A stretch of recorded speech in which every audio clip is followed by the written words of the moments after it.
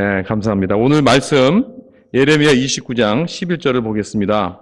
나 여호와가 말하노라 너희를 향한 나의 생각은 내가 안하니 재앙이 아니라 곧 평안이요 너희 장래에 소망을 주려 하는 생각이라. 아멘. 네, 나도 왜 이렇게 널비싼지 모르겠어요. 우리 학생들 앞에서 이렇게 쓰니까 굉장히 널비쌉니다. 여러분, 우리 모두에게는 이 미래의 두려움이 있습니다. 왜냐하면 미래가 뭘 갖고 올지 잘 모르기 때문에 그렇습니다. 인류가 발달한 과학으로 많은 것을 성취했지만은 한 가지 할 수 없는 것은 뭐냐면 미래를 예측한다는 것입니다. 정말 요즘 컴퓨터나 스마트폰으로 할 수 있는 거 보면 놀랐습니다. 그렇죠? 저는 요즘 그 동부에 있는 제 딸하고 그 페이스타임이라는 게 있어요. 페이스타임. 그래서 그 셀폰으로 이렇게 딱 보면 이렇게 페이스타임으로 이렇게 얼굴과 얼굴 보면서 얘기를 하는 거예요. 라이브로. 텔레비 보듯이. 참, 그러한 시대가 왔습니다. 인터넷에서 보면은 유튜브에서 뭐 안 나오는 것이 없습니다. 모든 비디오가 다 올라와 있습니다. 그래서 얼마 전에 그 집에서 토일렛이 막혀가지고 그걸 뚫어야 되는데 아무리 뚫어도 안 뚫리는 거예요. 그래서 내가 뭔가 좀 잘못하고 있구나. 내가 이거 플런저를 잘 쓸 줄을 모르는구나. 그래서 내가 유튜브를 봤습니다. 유튜브를 봤더니 거기서 가르쳐 주더라고요. 정확하게. 어떻게 플런저를 뚫는 건지. 그래서 뚫었습니다.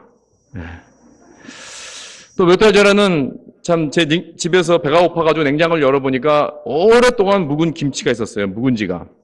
그래서 고등어 묵은지를 먹고 싶은 충동이 생겼습니다. 근데 제가 고등어 묵은지를 만들어 볼 줄 아나요? 근데 집에 우리 와이프도 없었고 그래가지고 먹고 싶은데 이걸 어떻게 하나. 제가 어디를 봤을까요? 유튜브를 봤습니다. 유튜브 봤더니 아주 정확하게 어떻게 만드는지 맛있게 만드는지 다 나오는 거예요. 그래가지고 혼자 맛있게 잘 만들어 먹었습니다. 이제는 난 뭘 할 줄 몰라요 라고 말할 수 없습니다. 인터넷이나 유튜브를 보면 안 나오는 곳이 없어요. 그래서 2017년도에는 전문가가 그럽니다. 인터넷 정보의 90%는 다 비디오로 이제 나올 것이라고 합니다.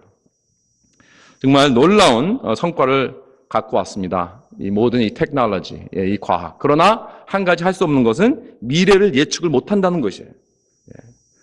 그래서인지 몰라도 아직까지도 오늘날 많은 사람들이 이 미래를 두려워하고 있습니다. 미래는 우리가 걷잡을 수 없습니다. 우리가 컨트롤할 수 있는 것이 아닙니다. 그렇다고 해서 우리가 또 미래를 등질 수도 없습니다. 나는 미래 앞으로 나가지 원치 않아요. 나는 무서워요. 하고 안 살 수도 없습니다. 왜냐하면 우리는 원치 않든 원튼 계속 미래로 흘러가고 있기 때문에 그렇습니다.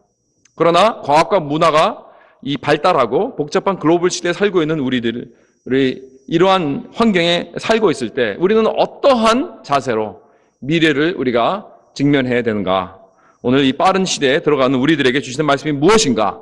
또 특별히 오늘 이렇게 졸업하는 이제 다음 단계로 가는 우리 사랑하는 우리 자녀들 그리고 여러분들 모든 지금 앞으로 미래를 두고 지금 준비하고 있는 여러분들에게 오늘 말씀을 주시는 건 무엇이냐 하면 예레미야 29장 11절 말씀에 우리가 한번 볼 수가 있습니다. 한 세 가지를 볼 수가 있는데요. 첫째로 하나님은 우리 모든 미래를 다 아신다는 것입니다. 나 여호와가 말하노라 너희를 향한 나의 생각은 내가 아나니 그랬습니다. 다시 말해서 우리의 향한 하나님의 생각을 안다고 하시는 것은 우리의 미래를 안다는 말과 같은 것입니다. 이 하나님의 속성 중 하나가 바로 이것입니다. 하나님은 영원하신 분이십니다. 하나님은 시간과 공간에 속해 있는 분이 아니십니다. 이걸 초월하신 분입니다. 그래서 과거와 현재와 미래를 한꺼번에 보시는 분이십니다. 마치 퍼레이드가 이렇게 지나가면은 퍼레이드를 바로 길가에서 보게 되면은 그냥 앞에 오는 그 차만 보게 됩니다. 뒤에 무슨 차가 오는지 모릅니다. 무슨 일이 일어나는지 모르죠. 그러나 높은 고층 빌딩 위에 올라가서 딱 내려다보면은 퍼레이드가 저기서 오는 퍼레이드하고 지금 여기 현재 지나가고 있는 퍼레이드하고 좀 앞으로 다 지나가 버린 그러한 모든 퍼레이드 그 모든 그 순서들을 다 한눈에 볼 수가 있습니다. 바로 이것이 하나님께서 보시는 이 관점입니다. 하나님은 다 모든 걸 보시고 계신다는 것입니다. 그래서 히브리서 4장 13절에 지으신 것이 하나라도 그 앞에 나타나지 않음이 없고 오직 만물이 우리를 상관하시는 자의 눈앞에 벌거벗은 것 같이 드러나느니라 그랬습니다. 하나님은 모르는 거 없으십니다. 다 아십니다. 과거와 현재와 미래 모든 것을 다 아시고 하나님 앞에는 숨겨진 것이 하나도 없다는 사실입니다. 그래서 앞으로 우리에게 다가올 미래가 무엇인지 또 다 아십니다. 그렇기 때문에 하나님은 놀라워하지 않습니다. 서프라이즈 되는 게 하나도 없어요. 다 아시기 때문에. 두 번째로 하나님은 나의 미래를 아시는 것뿐만 아니라 나의 미래를 계획하셨습니다. 예레미야 29장 11절 말씀에 다시 돌아가 보면은 나 여호와가 말하노라 너희를 향한 나의 생각은 내가 아나니 그랬습니다. 여기 우리 한국 그 번역은 나의 생각이라 그랬는데 아까 우리 전도사님이 읽어주신 그 ESV 버전에는 I know the plans I have for you 그랬어요. plan이라서 plan이라는 것은 무엇이죠? 계획입니다. 계획. 이 원래 헬라어 이 단어, 히브리어 이 단어에는 이 plan이라는 그런 계획이라는 단어도 있고 그 다음에 생각이라는 단어도 있습니다. 그래서 아마 한국어 번역에는 이 생각으로 이 번역을 했지만은 또 거기에는 계획이라는 그 단어도 있습니다. 그러한 뜻도 있습니다. 다시 말해서 여러분 우리가 생각 없이 계획하는 적 있습니까? 생각 없이는 계획 안 합니다. 생각을 했다는 것은 우리를 위해서 계획하셨다는 것입니다. 여러분 하나님은 우리의 모든 미래를 다 벌써 생각해 주시고 우리보다 더욱더 많이 생각하고 더욱더 많이 다 이미 계획해 놓으셨다는 것입니다. 그렇다면 하나님께서 어떤 계획이 나에게 있을까요? 여기 중고등부 우리 학생, 우리 어린이 학생들, 또 졸업하는 모든 학생들, 이제 앞으로 특별히 대학 가는 학생들, 여러분의 계획은 벌써 하나님께서 다 준비해 놓으셨다는 것입니다. 그럼 어떤 계획인가? 그 계획은 재앙이 아니라 평안이라고 했습니다. peace. 재앙이 아니라 그랬습니다. 그리고 소망을 주는 계획인 줄 믿으시기 바랍니다. 하나님은 나에게 아름다운 인생의 계획이 있다고 하십니다. 여러분의 앞으로 future 공부의 계획, 직업 계획, 재정 계획, 나의 건강 계획, 나의 은퇴 계획이 다 있으십니다. 그리고 나의 영원한 계획이 또 있으십니다. 하나님은 나의 미래를 위해서 벌써 미리 다 준비해 놓으셨다는 사실입니다. 그리고 하나님은 나를 너무나 잘 아시기 때문에 나에게 정확하게 맞는 그러한 맞춤 계획으로 다 준비해 놓으셨어요. 똑같은 계획을 한 게 아닙니다. 하나님 그냥 한 계획을 놓고 다 모두가 똑같이 맞춘 게 아니고 저를 보시고 저를 아시고 저를 만드시고 난 후에 나에게 맞춤 계획이 있다는 거예요. 얼마나 놀라운 사실이니까. 그것은 재앙이 아니라 축복이라는 사실입니다. 사랑하는 성도 여러분, 하나님은 절대로 우리를 해꾸지하시거나 우리를 재앙을 주시는 분이 아니라는 것입니다. 하나님은 우리를 축복하시고 우리에게 평안과 번영과 미래의 소망을 주시는 분인 줄 믿으시기 바랍니다. 그것을 위해서 하나님께서 이미 다 모든 것을 다 계획해 놓으시고 준비해 놓으셨습니다. 하나님은 우리 각자에게 이렇게 아름다운 계획을 세우시고 이것이 가장 나의 좋은 계획이시라는 것을 벌써 밝혀주셨는데 문제가 뭐냐면은 우리가 그것을 원치 않을 때가 있어요. 나는 내가 원하는 계획으로 따라갈 수가 있습니다. 아니면 이 세상 사람들이 가는 그러한 계획을 내가 원할 수가 있습니다. 그렇게 되면 이제 복잡해집니다. 인생이 복잡해지고 그렇게 되면은 이젠 나는 내 삶 속에 슬픔과 misery와 정말 복잡한 그러한 여러 가지 문제들이 많이 생기게 되는 것이죠. 그래서 우리는 진정한 행복을 찾을 수 없게 됩니다. 내가 하나님이 준비하신 계획을 따라갈 때 오직 그때만 진정한 행복이 나에게 오는 줄 믿으시기 바랍니다. 세 번째로 예레미야 29장 11절이 우리에게 그 미래에 대해서 말씀해 주신 것은 무엇인가 하냐면은 하나님께서 우리와 함께 every step of the way 한 발자국 한 발자국 한 걸음 한 걸음 나와 같이 손붙잡고 가신다는 것입니다. 믿습니까? 네, 얼마나 좋은 말씀입니까? 여러분 하나님은 나의 미래를 아시고 또 계획하신 것뿐만 아니라 나와 한 걸음 한 걸음 동행하십니다. 네, 여러분들 중에서 내년에 무슨 일이 여러분 삶에 일어날지 아시는 분 있습니까? 대충 여러분이 계획하신 거 있을지 몰라도 그 계획이 이렇게 제대로 되던가요? 잘 안 되죠. 여러분 모릅니다. 우리는 어떤 일이 일어날지 내년에 모릅니다. 내년은커녕 다음 달에 사실 어떤 일이 일어날지 사실은 모릅니다. 솔직하게 말씀드리면 여기 계신 많은 사람들 가운데 사실은 어떠한 좋은 일도 있을 수도 있지만은 또한 고난과 역경을 만날 수도 있습니다. 정말 하기 힘든 결정을 해야 될 수도 있습니다. 어떨 때는 좀 시험과 또 유혹도 많이 받을 수도 있습니다. 물론 제가 여러분들을 위해서 매일같이 기도하는 것은 여러분들이 참 축복받고 잘 되고 길이 열리고 참 성공하는 그러한 놀라운 하나님의 열매를 맺는 그러한 삶을 사는 것을 위해서 기도하지만은 그것이 개런티된 것은 아닙니다. 하나님께서 분명히 세워주신 그러한 계획이 또 있습니다. 그럴 때 참 여러 가지 가정적인 문제가 일어날 수도 있고요. 직장 문제가 일어날 수도 있고 사업 문제도 일어날 수도 있고 재정적인 문제도 일어날 수가 있습니다. 그러나 이러한 상황 속에서 우리가 확실히 아는 것은 뭐냐면 절대로 하나님은 나 혼자 걸어가도록 놔두지 않으신다는 사실입니다. 말이 잘 안 나오네요. 오늘 또 이렇게 넓이 써가지고 왜 그런지. 여러분, 하나님은 우리의 손을 놓지 않으십니다. 믿습니까? 이스라엘 민족이 40년 광야 생활을 마치고 이제 가나안 땅으로 들어가기 전에 백성들은 어둠과 두려움의 그 미래 속으로 이제 들어가기 일보 직전에 서 있었습니다. 생각해 보세요. 물론 하나님께서 약속한 이 가나안 땅이지만은 이 가나안 땅은 정말 이 두려움이 그냥 쫙 깔려 있는 그러한 지역입니다. 거기는 아직도 거기에 민족들이 있고 그들과 싸워서 이겨야 됩니다. 이제 전쟁으로 들어가는 것입니다. 거기에 앞서서 들어가기 직전에 모세가 이제 그 백성들에게 준 말씀이 신명기 31장 6절에 나와 있습니다. 너는 마음을 강하게 하고 담대하라. 그것을 두려워 말라. 그들 앞에서 떨지 말라. 이는 내 하나님 여호와 그가 너와 함께 행하실 것임이라. 반드시 너를 떠나지 아니하시며 버리지 아니하시리라. 이 말씀을 주셨어요. 이것이 바로 이제 앞으로 미래로 들어가고 있는 이 정말 무지의 미래, 정말 캄캄하고 어둡고 두려움이 있는 이 미래로 들어가는 이 이스라엘 백성에게 주시는 말씀입니다. 여호와가 너와 함께 행하실 것이다. 너를 손 붙잡을 것이다. 너를 떠나지 아니하시고 너를 버리지 절대 않을 것이다. 라는 이 확신의 말씀을 주셨습니다. 미래를 향하여 들어가는 모든 우리 자녀들 그리고 여러분들 이 말씀을 꼭 붙잡으실 주님의 이름으로 축원합니다. 여러분 이 말씀은 우리 모두에게 주신 말씀입니다. 내 하나님 여호와 그와 너와 함께 하시리라. 반드시 너를 떠나지 않을 것이다. 여러분 이 약속의 말씀을 꼭 붙잡으시길 주님의 이름으로 축원합니다. 그럼 우리가 어떻게 하면 미래의 두려움을 이겨낼 수 있는가? 무엇이 우리의 두려움을 쫓아낼 수 있는가? 여러분 단 한 말입니다. 한마디. 그거는 무엇인가? 하나님의 신실하심입니다. The faithfulness of God.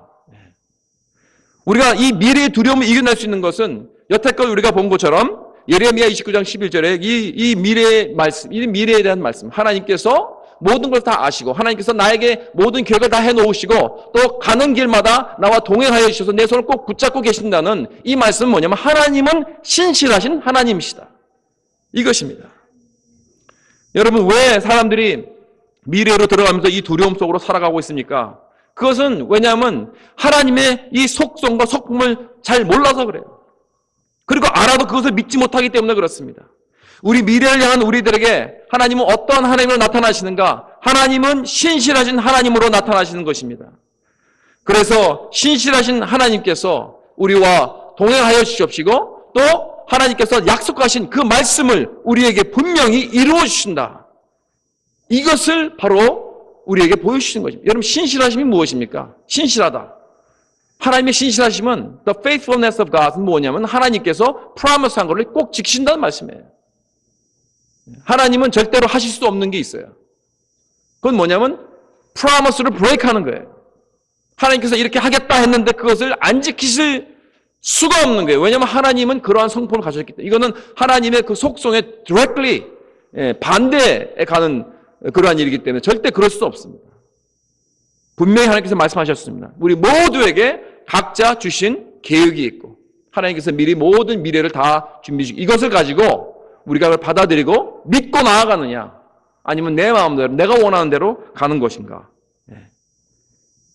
그렇기 때문에 신명기 7장 9절 말씀에 그런즉 너는 알라 오직 내 하나님 여호와는 하나님이시요 신실하신 하나님이시라. 그를 사랑하고 그 계명을 지킨 자에게는 천대까지 그 언약을 이행하시며 인애를 베푸시되. 그렇다면 하나님의 신실하신 하나님을 우리가 어떻게 붙잡을 수 있는가? 하나님의 신실하심을 우리가 어떻게 붙잡을 수 있습니까? 그것은 우리의 신실함으로 붙잡는 것입니다. If God is faithful to us, then we need to be faithful to Him. 하나님께 충성하는 거예요. 충성입니다. 충성.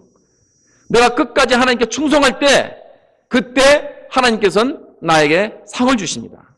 사랑하는 성도 여러분, 우리가 이 세상을 충성하며 살아갈 때 꼭 오는 게 한 가지 있어요.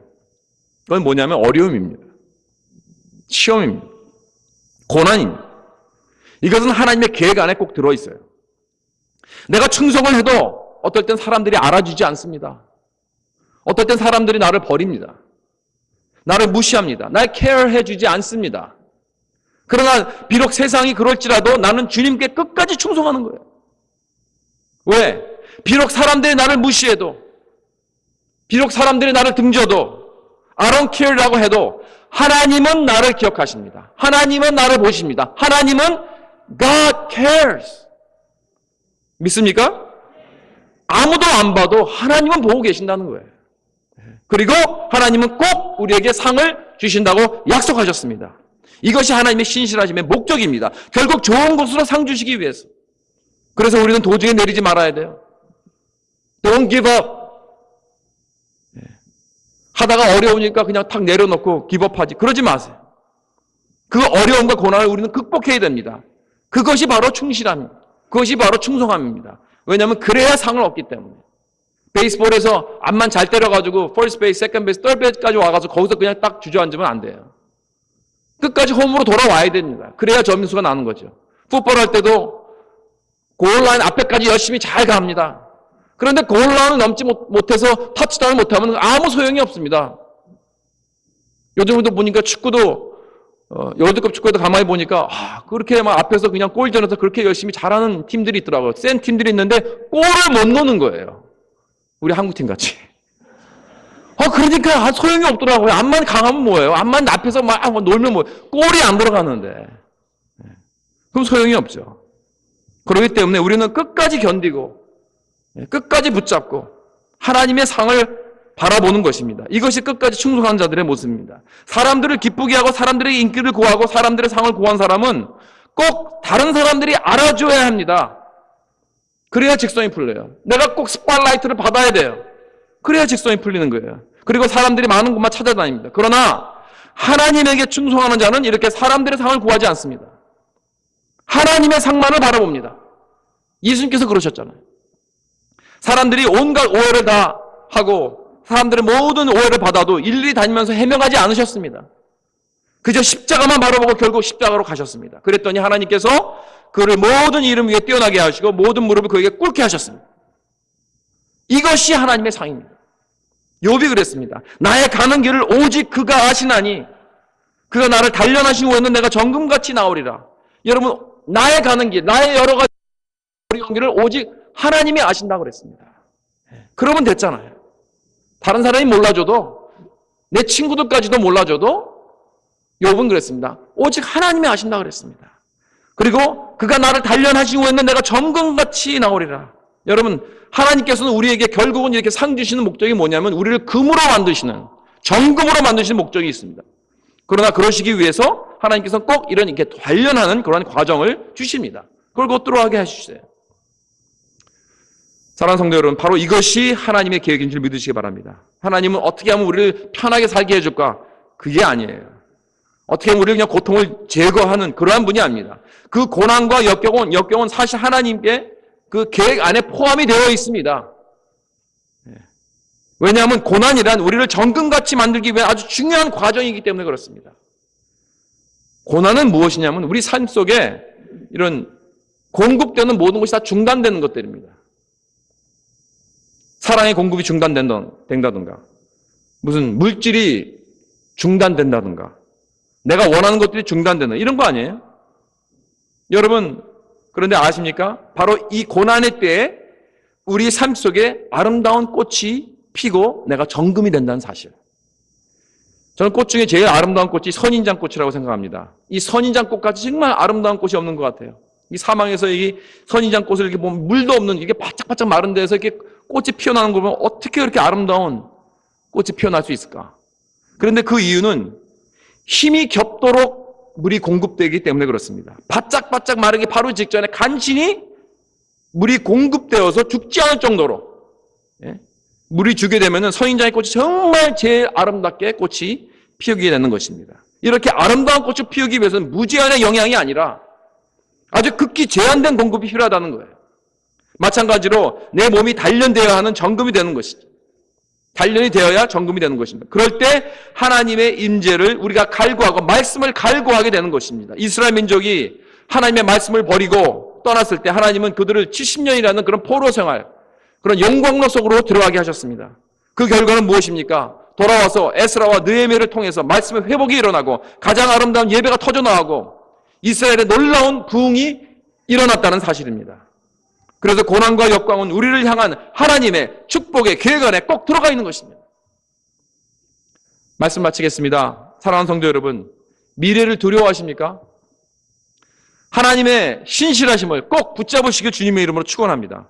하나님은 나의 미래를 다 아십니다. 나를 위해 다 계획해 주셨습니다. 그리고 어떠한 상황 속에서도 나와 함께 같이 걸으신다는 그러한 약속을 우리에게 주셨습니다. 이 확신을 가지고 미래를 나아가시기 바랍니다. 그리고 끝까지 충성하시기 바랍니다. 나 여호와가 말하노라 너희를 향한 나의 생각은 내가 하나니 재앙이 아니라 곧 평안이요 너희 장래에 소망을 주려 하는 생각이라. 아멘. 기도하겠습니다. And I know I'm reading a little fast, but for the sake of time, I'll begin reading. For I know the plans I have for you, declares the Lord, plans for welfare and not for evil, to give you a future and a hope. Amen. If we could pray. Heavenly Father, we come before you and just simply ask one simple prayer, that you would bless your word today. We thank you for all this in your Son's name. Amen.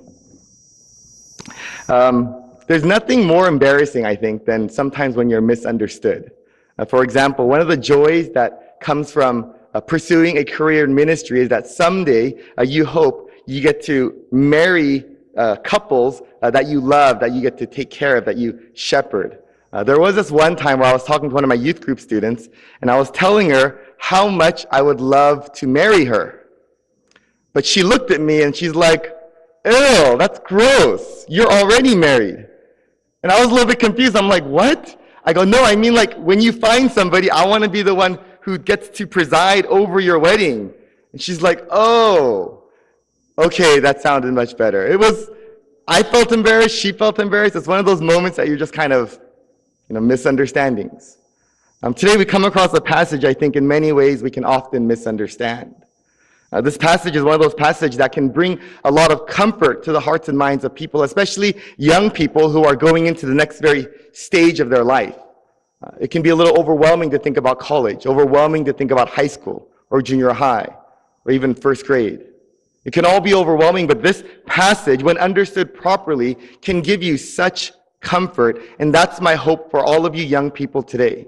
And for everyone else in this room, no matter what your circumstances, that this passage would do just that.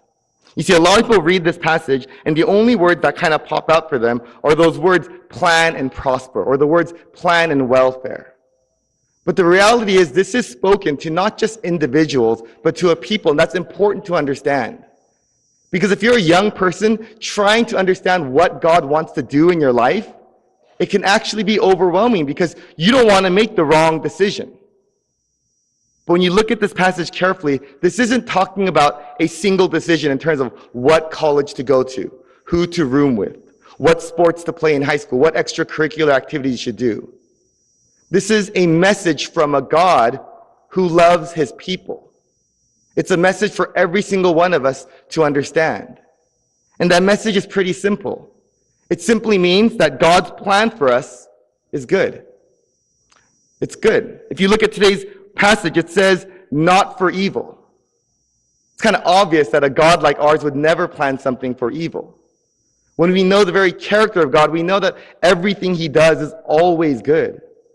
It's always good. One commentator says, the goodness of God appears to be the sum total of all God's attributes. So when we think of God as being eternal, he's eternal in a good way. When we think of God being loving, he's loving in a good way.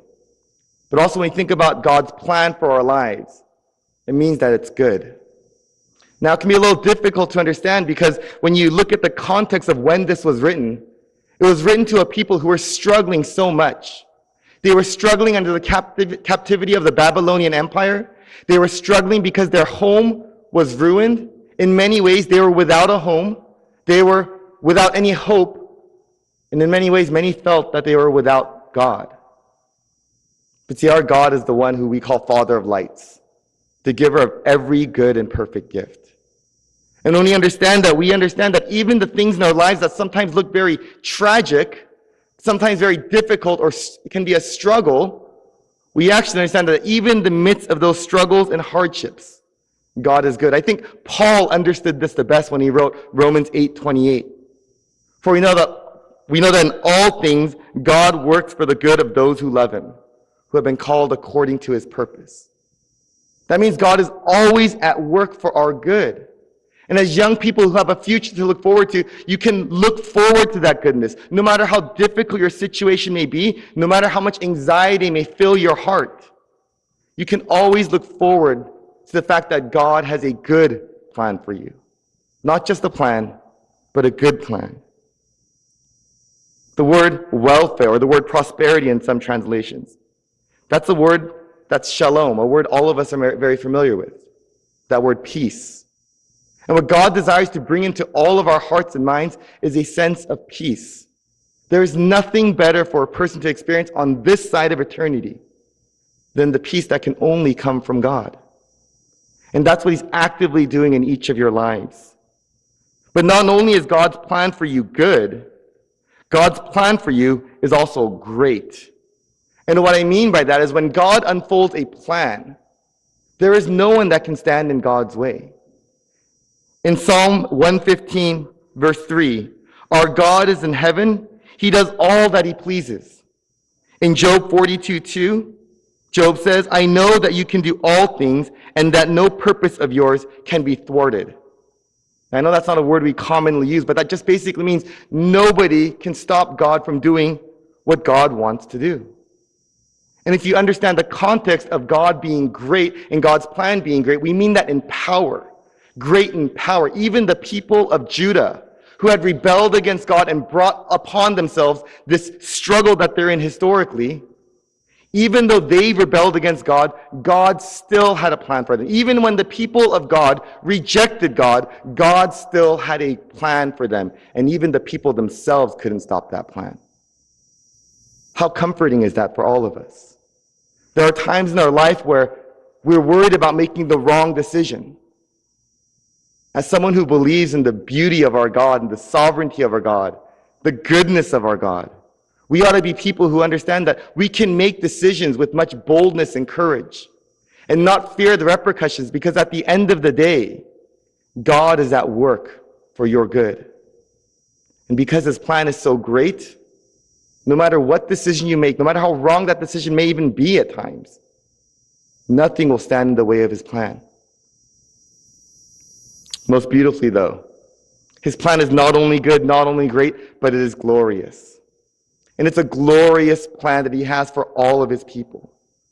When you think about how the Israelites must have felt, being in a foreign land, having no home to go back to, they felt utterly hopeless. And yet God promised them that he would restore them. The book of Jeremiah is a book that's very hard to read because Jeremiah is telling them, the people of God, over and over again, wrath is coming, judgment is coming, repent or God's going to destroy you. And eventually God does. And even in that midst, the book of Jeremiah doesn't end with just a sad note. The overarching theme of Jeremiah is the fact that God restores, that God reconciles. And he says in today's passage, if you look at the bigger part of what we're reading in Jeremiah 29, he's promising that Israel will someday be back in their homeland. They'll be back home where they belong. That's a beautiful truth that we have when it comes to God. But I like to think of God as being a God who doesn't just give us the little things. He gives us the things that blow our mind away. And what I mean by that is when we think about the message of Jeremiah, or when we think about the message of Scripture, it's a message of reconciliation. It's a message of redemption. It's a message that tells us that even though you and I have rebelled against God, God has still promised us a kingdom unlike any other kingdom that we've ever seen. See, as John Calvin writes, he says, as John Calvin says about this passage, The prophet is speaking not just of historical redemption for that period in time, but also of future redemption. Israel might have wanted, all Israel wanted was to go home to Jerusalem. God had something better in mind. All God wanted was for his people to be with him. And this is why God's plan for us is always glorious. Paul puts it the best again, best theologian ever. Therefore, if anyone is in Christ, he is a new creation. The old has passed away. Behold, the new has come. All this is from God, who through Christ reconciled us to himself. The beauty about God's plan is not that it's just good. It's not that it's just great. But the beauty about God's plan is we get him. We get God in the midst of our lives, no matter what our circumstances are. And so my challenge to all of you young people isn't just to sit there and think, what is God's plan for me in my life? God has a plan. I would challenge you to, instead of asking those types of questions, to begin to ask, where is God in my life? Because one of the wonderful truths about God being in your life is that you can be confident and bold and find rest in every circumstance. I want to read you guys something that's written in the Belgic Confession. I know it's not the most exciting reading, but I think it can sum up my point fairly clearly. He's talking, the Belgic Confession is talking about divine providence, basically God being sovereign, God having a plan for his people. And it says, this doctrine affords us unspeakable consolation, since we are taught thereby that nothing can befall us by chance, but by the direction of our most gracious and heavenly Father, who watches over us with a paternal care, keeping all creatures so under his power that not a hair of our head, for they are all numbered, nor a sparrow can fall to the ground without the will of our Father, in whom we do entirely trust, being persuaded that he so restrains the devil and all our enemies that without his will and permission, they cannot hurt us. There is not a single anxiety, a single situation, a single incident that can ever overwhelm the people of God. Don't worry about whether you should go to school A or school B. Don't worry so much about which particular extracurricular activities you should do. Simply pursue God, and all those other things will follow. There was one man in history who had a very overwhelming task. His name was Joshua. And Moses, who's considered probably the greatest prophet in the Old Testament, was not allowed to go where the people of Israel were going to go. And so there was this transition period, this period of moving forward in life. Not just staying where you are, but continuously progressing. Joshua, who was once one of Moses' men, is now going to become the leader. And this is what the Lord says to Joshua, and this is what I believe the Lord wants to say to each of you, understanding Jeremiah 29. Be strong and courageous. Do not be frightened and do not be dismayed, for the Lord your God is with you wherever you go. Amen.